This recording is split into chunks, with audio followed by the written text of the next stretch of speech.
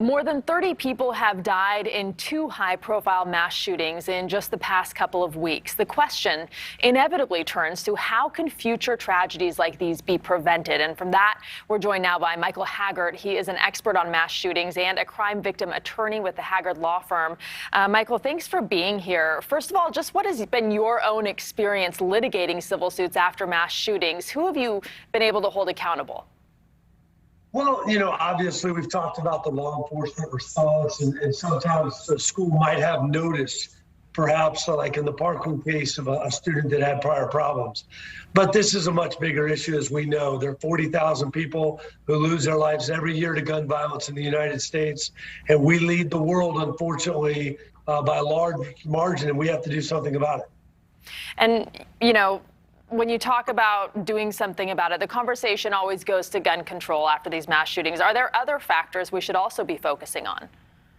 There are, but it all starts with the assault weapon. I mean, you look at what New Zealand did, you look at what Australia did, what other countries have done. We have to ban assault weapons. There's no reason in the world that anybody can look at those 19 beautiful young faces and say a civilian should have an assault weapon. In fact, the good guy with a gun, that theory has been absolutely debunked. It was debunked in Buffalo when that security guard was killed trying to fight somebody in body armor with an AK-47. Here again, the police, we can blame them or not, but that's happened before.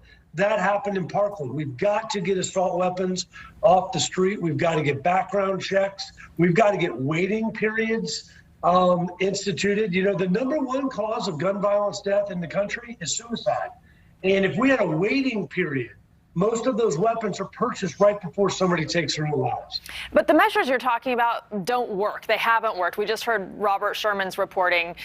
The last four presidents, I think, have dealt with school mass shootings. It doesn't get past the Senate. So realistically, what do we do?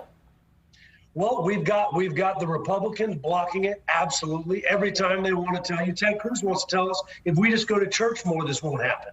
That we've got to somehow raise our kids better. Well, that's nice. I mean, that sounds good, I guess. When you say they don't work because our politicians in this country are beholden to a terrorist group. That's the NRA. The NRA has killed more people and has been complicit in more deaths than any terrorist organization in the history of the world. So we have got to start changing who we elect if we ever want to stop this problem. So these measures will work. They've worked in other countries. We just have the courage to elect the right people. Well, the shooter, as far as we know, had a clean record. So as far as we know, he would have passed a background check. Yeah, he would have passed a background check most likely, and he bought it on his 18th birthday, depending on the waiting period. But the key is him not buying that weapon.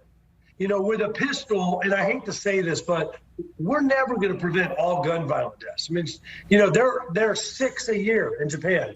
I would take that. We have 40,000.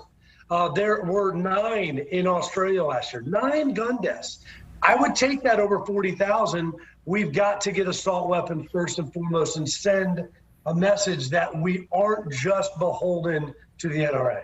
What can workplaces and schools do to train for mass shooting prevention? I mean, that they aren't already doing. Schools are already holding drills, for situations like this. What can they do on the preventative side?